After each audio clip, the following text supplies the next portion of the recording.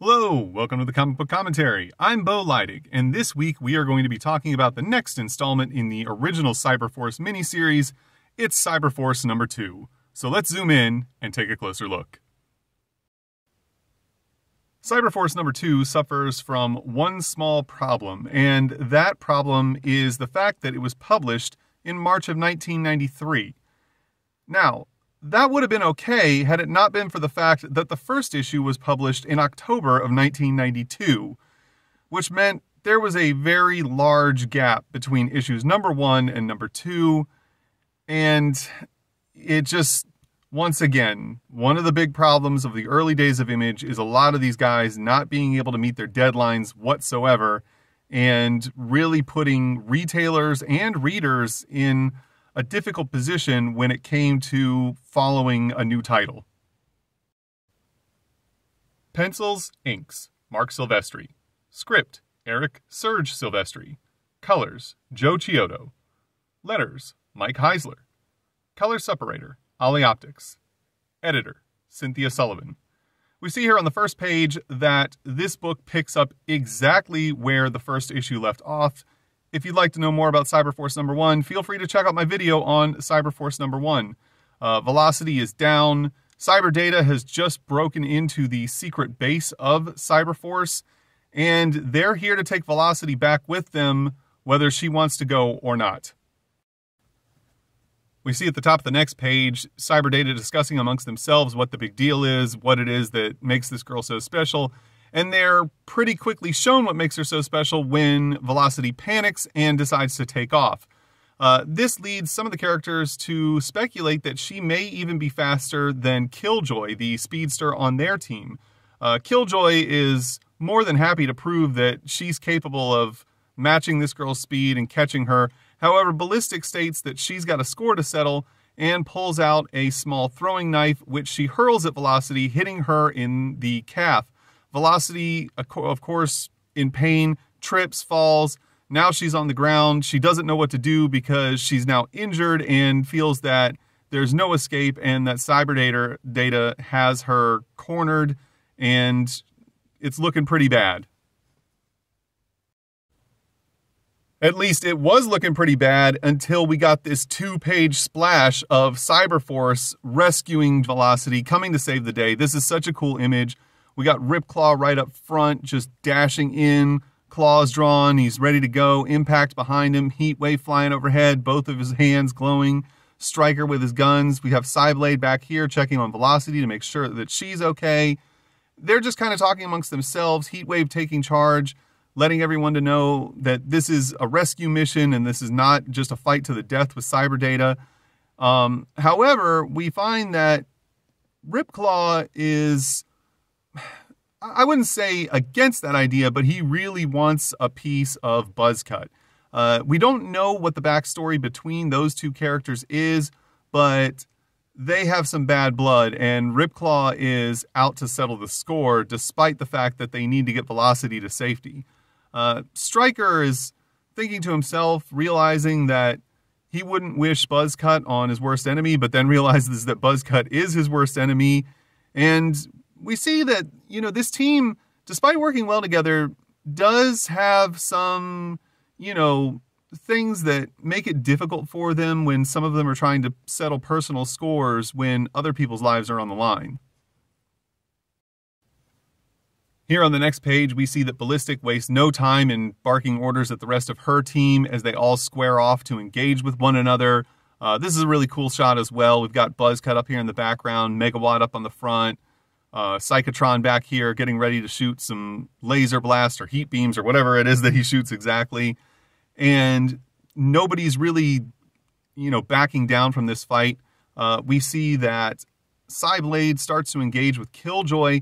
I really like the way that this was done to show what Killjoy's abilities are, as we see her down here having dodged all of the attacks that Cyblade is throwing at her, but we also see somewhat silhouettes or, motion blurs of her where she was in the past, dodging all of these attacks. And of course, being able to do so Psyblade, a little bit outclassed, takes a kick to the face. She's hurt. However, Heatwave comes in, watching his teammates back, and shoots a huge energy blast behind Killjoy, causing her to try and dodge out of the way. This battle gets hot and heavy quick. On the next page, we see that Stryker is engaged in a firefight with Ballistic and Killjoy. He's, trying to get out of the way of their shots. They're doing a good job of dodging his. He then is able to locate Chip and Timmy, who were hiding under a desk, and radios to Heatwave that he's found the both of them and that they need to get them to safety, but he's pinned down, calling for backup. Heatwave wants to oblige, however, he's got his hands full with Megawatt and Psychotron, trading energy blasts with them. However, Impact overhears this, comes in from behind, smashes into the ground, crushing the ground, causing like a shockwave. This throws Ballistic through the air. Killjoy, of course, able to dodge it due to her speed. Then Stryker realizes he's now got an opening. He tells Chip and Timmy that they're going to be safe and that he's getting them out of here. On the next page, we then see that Ripclaw is engaging with Buzzcut as he planned to do. We see that he's just got one blade out, his middle finger, of course, because it's edgy and it's the early 90s. But he jumps into the battle, takes a swipe, Buzzcut's doing the same, and he manages to cut one of Buzzcut's arms off. And I would like to point out that this, despite being its little edgelord flipping off everyone who's reading type of thing, it actually does make sense from the standpoint of it's easier for one blade to pass through something than four. And that's kind of one of the things that sort of doesn't really make sense about Wolverine's design, where he has the 3 claws out. And I understand it's adamantium and it's supposed to be able to cut through anything, but 3 blades offers way more resistance than just a single blade. So I really like the fact that Mark paid attention to something like that when he drew this panel. On the next page, we see that Ripclaw decides to neutralize the threat and just shoves all of his claws directly into Buzzcut's abdomen. That's awesome. That's such a hardcore way to just go at somebody. And then we see Velocity still on the ground, nursing her wounded leg, thinking to herself about how she can't believe that all these strangers are risking their lives to save her. Unfortunately, she is then cut off by none other than Ballistic, who is behind her with guns drawn. However, thankfully, Ballistic does not have the upper hand, as Stryker is right behind her with guns drawn. He tells her to drop her weapon, takes it from her, and tells her that this isn't going to happen. Velocity has a choice and is her own individual person, and that Cyber Data is not going to be able to just kidnap people against their will and force them to do their bidding. Unfortunately for Stryker, he's cut off by a huge blast of electricity from none other than Megawatt, who snuck up behind him. We see Stryker immobilized on the ground. Megawatt wants to finish him off, which honestly he should be doing. It is one of their mortal enemies. However, Ballistic tells him to leave it, that they need to get out of here, as she sees Heatwave shooting, grabbing Velocity and pulling her to safety. We then see Ripclaw, Impact, and Psyblades heading towards the rest of the team. Megawatt is ready to teleport them out, which I didn't realize Megawatt had the ability to teleport, but apparently he does. And we see a huge flash as the Cyber Data team escapes. I really liked the fact that this battle in particular illustrates that both of the teams operate very cohesively in trying to watch each other's backs, trying to double team where they can. And it shows that, Cyberforce is pretty evenly matched with Cyber Data. That's not like one of the teams has like a huge upper hand over the other. The following day, we see that the team is standing in the now destroyed hideout. Unfortunately, they can no longer stay here safely, so they've got to destroy everything that's here. Impact is finished setting all the charges that they're going to use to blow up the facility that they had. And this man, who we're introduced to only as Doctor, is apparently a leader figure. It's not gone into any detail. This is his only appearance in this book. But he informs Chip and Timmy that they're going to be leaving. Timmy's really upset about the whole thing. This is the only home he's ever known, and he's really sad. Velocity mentions that she's quite surprised at how lifelike Timmy's emotions are, and that he actually seems like he's going to cry. Of course, Timmy being a completely artificial intelligent android who was built by Chip. And Chip informs her that he does feel human emotions, but he does not have the physical ability to shed tears, and that he wouldn't be an effective AI if he didn't have the ability to feel those emotions. Velocity seems a little taken back and is actually surprised at how much all of these people seem like a real family to one another. We then see a car driving along the highway outside of the city as two men from the government are approaching a gas station in the middle of nowhere, as another car is pulling away, which has Chip, Timmy, and Velocity, who are on a run for groceries. The gas station itself is just a facade. They have a large underground base, which is hidden below the gas station as I guess a fallback point. It was never discussed before this issue, but apparently they have more than one place that they can go. And we see here that the men from the government are pulling into a space and parking. Here on the next page, as the two men pull their car inside of the garage to park it, we see them sitting in the back discussing their need to deal with Mother May-I, which is the name of the blue mutant woman that we were introduced to in the first issue of Cyberforce. And the leader of, I guess, the mutant uprising movement that exists in this society, they need someone who can help them infiltrate her ranks, and they've decided to approach none other than Stryker to do so, given his training and the fact that he's also a mutant, as they descend down a secret elevator to meet up with Stryker to propose this.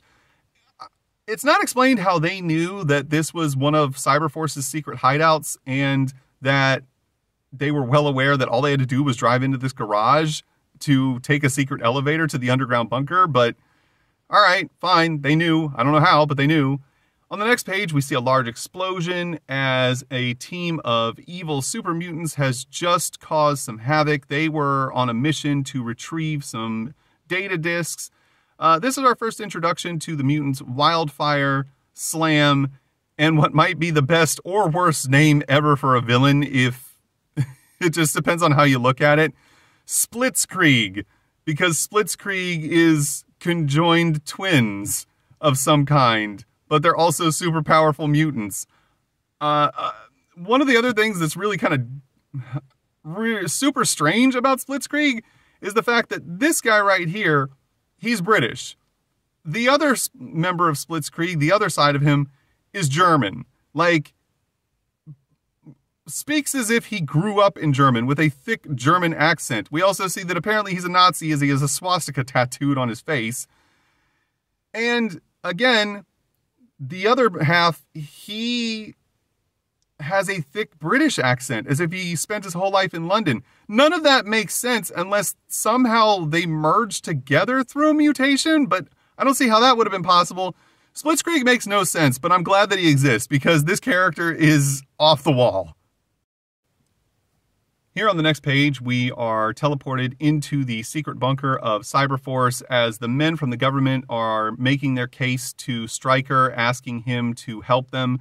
We see Stryker's in the middle of a workout where he apparently feels the need to lift weights with his cybernetic arms that are completely made out of machinery. I don't know why. I mean, I guess it's a cool looking photo or image, but it doesn't make any sense at all that he's bodybuilding non-organic arms. But all right, sure. They explain to Stryker that he is one of their only options and that they've done their best to try and deal with Mother May-I for the past 6 months with literally no results. Stryker decides that he'll join the cause, not necessarily because he wants to take down Mother May-I, but because he wants to find out more about their group.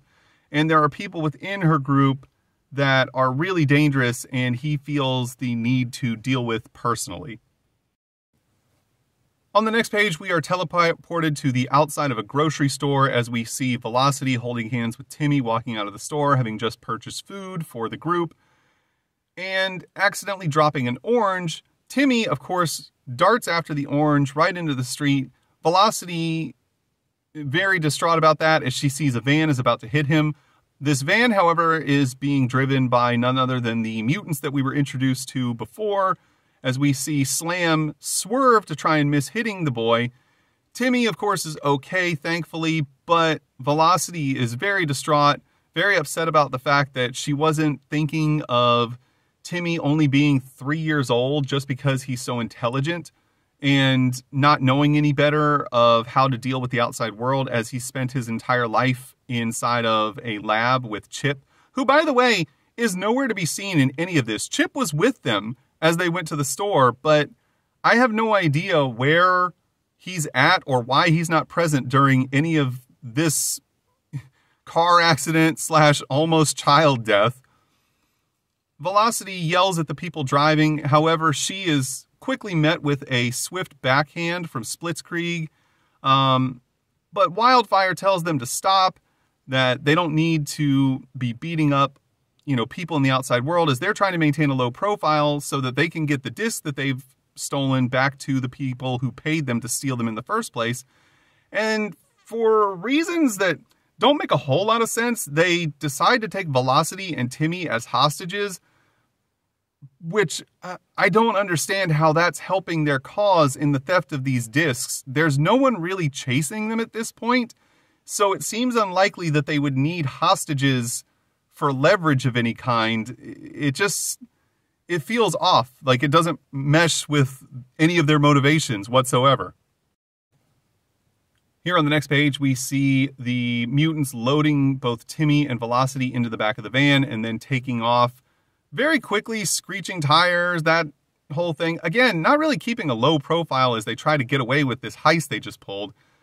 We then see Wildfire talking to the rest of the group. She absent-mindedly sets the discs down on the seat of the van, and Timmy realizes what they're talking about and what these discs are, so he takes them and decides to put them in his mouth and swallow them.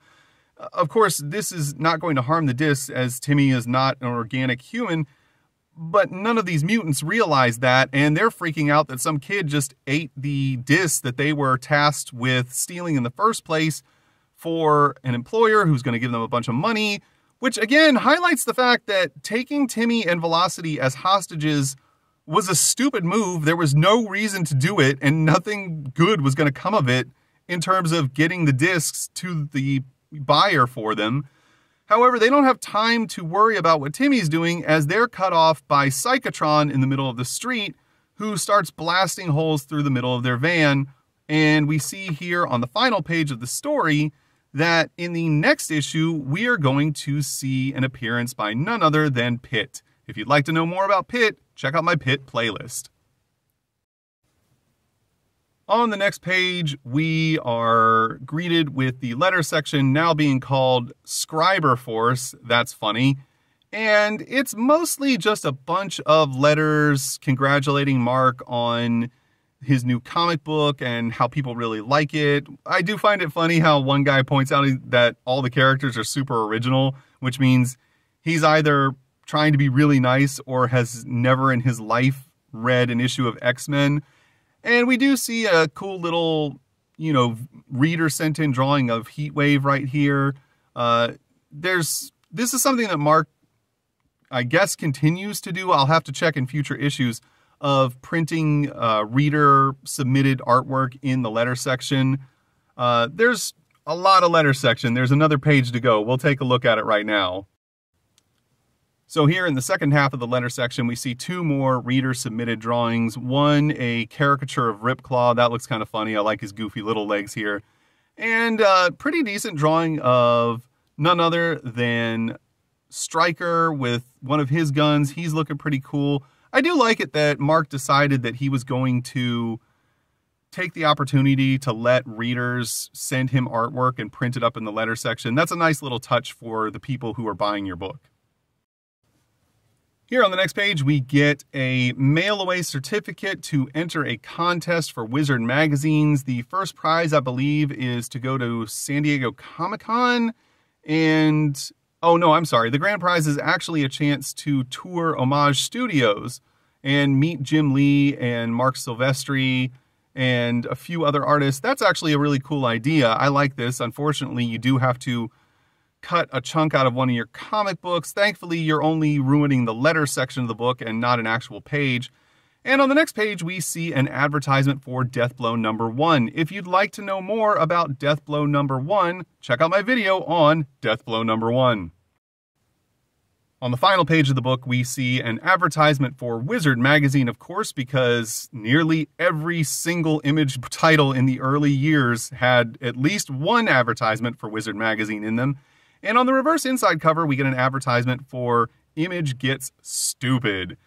And I can't remember if I have this book. I think I might. If I remember correctly, it's basically just Mad Magazine with Image characters inside of it.